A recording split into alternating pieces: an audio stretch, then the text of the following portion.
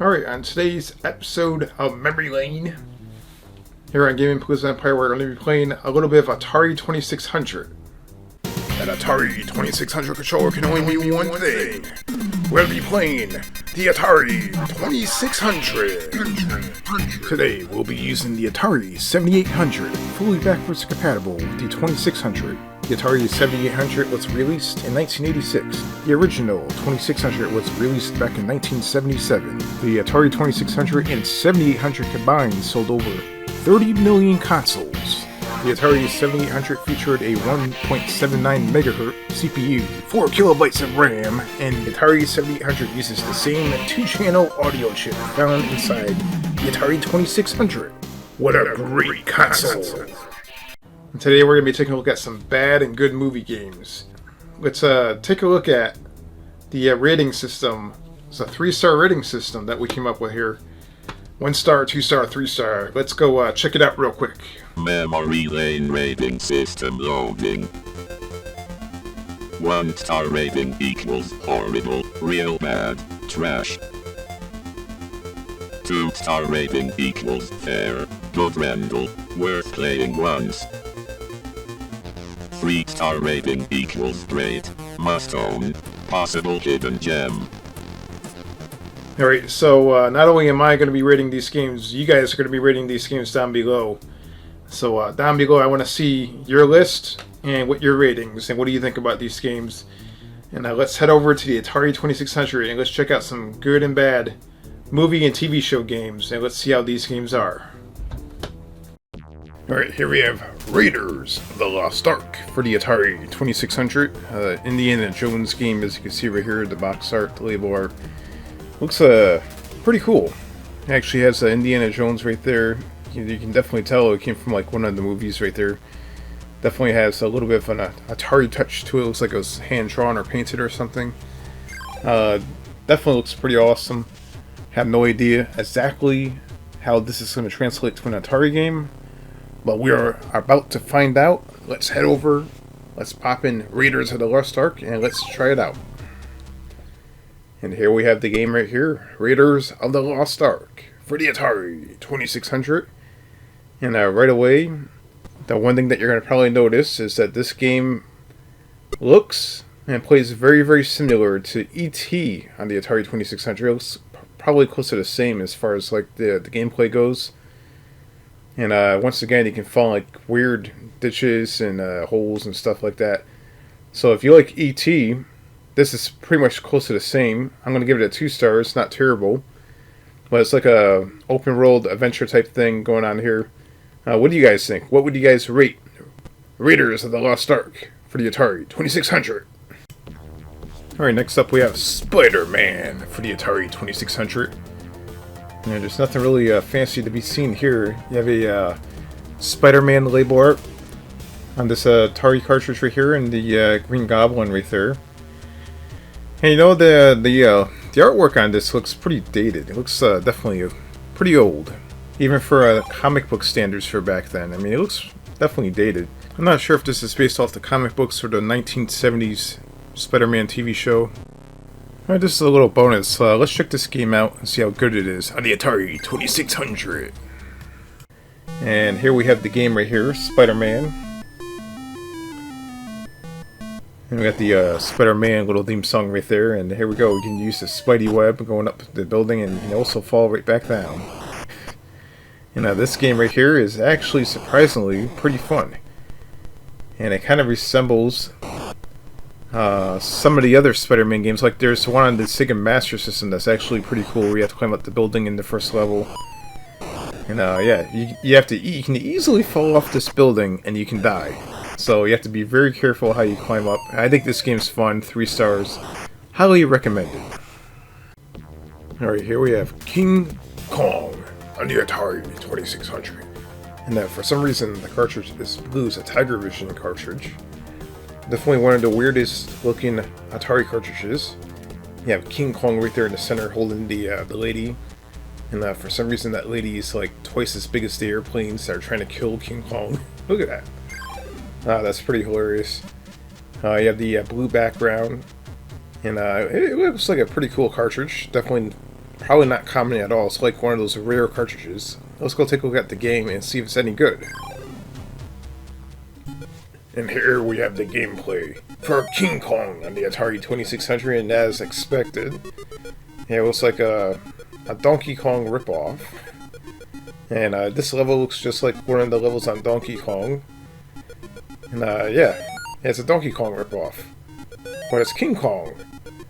You just have to make your way to the top and try to save the lady, and that's pretty much it. And instead of King Kong being at the top of the screen like Donkey Kong, he's at the bottom. It gets a 2-star. It's interesting. Nice alternative to Donkey Kong. Alright, next up we have Gremlins for the Atari 2600.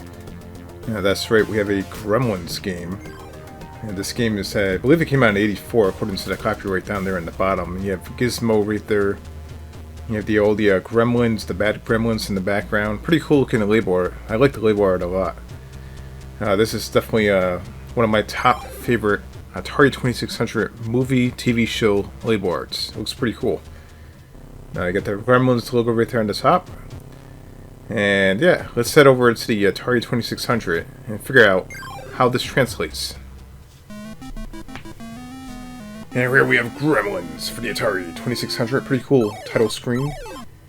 And as you can see right there, this game is basically you have to like run back and forth and try to catch the Gremlins before they reach the hamburgers right there on the bottom. And at first glance, the game may not look like it's that fun, but it's actually pretty fun. I actually like this game. And then you have this sequence right here where they're hatching from the eggs.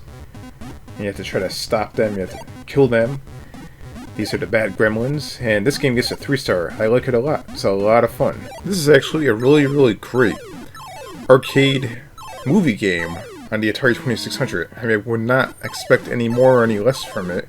I would have expected this game to be pretty bad, as usual for a movie game, but this game is actually not bad at all. It's actually pretty good.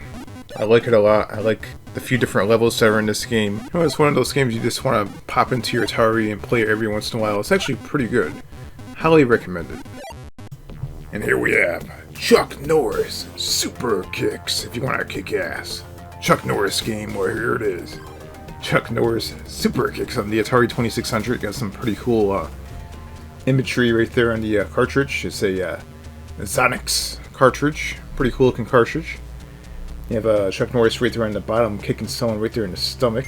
And you have some nunchucks. And you have Chuck Norris punching the thin air right there, just punching you in the face. Alright, let's head over to the Atari and let's play Chuck Norris Super Kicks.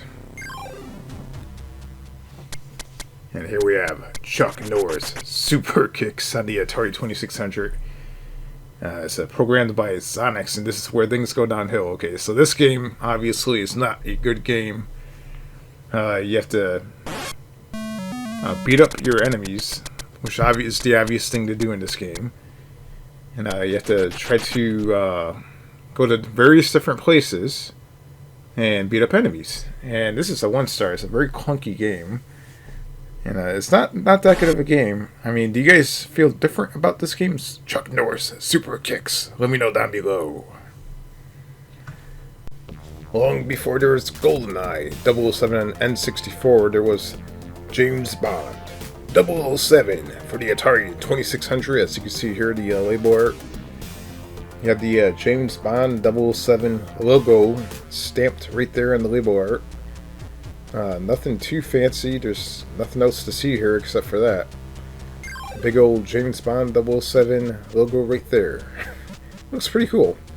Let's head over to the Atari 2600 and let's see if this is an awesome game. Let's find out. And here we have James Bond 007. Of course, you have the actual James Bond actual music in the background there. And they had a title screen. That was actually pretty cool. And it looks like we have one of James Bond's vehicles right there that like jumps over fires, and it looks like a spy hunter type thing going on here. It's pretty cool. It's a platform style. I kind of like this game. I think it's a little hard, Definitely not easy at all. That gets a 2-star. This would have been a cool rental back in the day. What do you guys think? James Bond 007. Alright, next up we have Fantastic Voyage for the Atari 2600. It's a movie that, honestly, I never watched this movie before. But there's a game, Fantastic Voyage. And we're not talking about the Coolio rap song, Fantastic Voyage, which was a classic back in the day.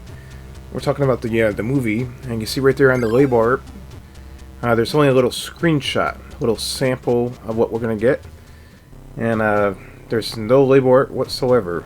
So let's head over to the Atari 2600 and let's check out Fantastic Voyage. And here is the game, Fantastic Voyage on the Atari 2600. It turns out it's a like a shooter, but you're in like a perimeter right here. So like there's 2 walls on each side of you. You cannot surpass the wall. You have to try to survive all these moving objects. You have to try to shoot these objects, and eventually the walls actually close in on you, and you get even more or lesser room to actually move around. It gets more and more challenging to actually play the game. And you know what? The game's actually a lot of fun. Now, this game is definitely a 3-star in my opinion. I think the game's actually pretty cool. I highly recommend, if you have an Atari 2600, try to hunt down a copy of Fantastic Voyage. And here we have Revenge of the Beefsteak Tomatoes, and obviously this is a knockoff, ripoff of Attack of the Killer Tomatoes. They probably couldn't get the license, so guess what? They just made this instead. And look at that label art. What the hell is going on here? Is that a bowl? But it's a tomato bowl? That is some bull. Look at that. And there's flying tomato bowls in the background. And he's barging through someone's property, and all their walls like completely destroyed. We gotta check this game out. Let's head over to the Atari 2600. Revenge of the Beefsteak Tomatoes for the Atari 2600. Alright, let's look at this game and see what the hell we're dealing with here. This is a crazy Attack of the Killer Tomatoes ripoff. And as you can see here, there is a killer tomato right there. And it looks like you are a syringe needle, and you have to like go around trying to shoot it. Yeah, that's right, you piece of shit tomato. You better follow the CDC guidelines. This is pretty basic. It's not really much going on here. I can say a 1-star. It's not really that good at all. It's an angry tomato that does not want to get vaccinated. That's all it is. I mean, look at it. Alright, next up we have Dukes of Hazzards. And we're checking this out right here. We have a couple of different label arts we're going to check out. This is the first one here, Dukes of Hazzards. You have Daisy Duke right there. Behind bars, we have the General Lee doing a Papa Lily. You have Bo and Luke and Rasco in the background. You got the cops chasing them. Pretty cool label art. Let's check out the next one here. Now, this is a prototype. Both of these cartridges right here. This game actually never released, and this actually features a little snapshot of Daisy Duke, Bo and Luke from the actual show with the Dukes of Hazzards logo on the bottom. This game never actually came out. Let's go take a look at the game and let's see how this game is.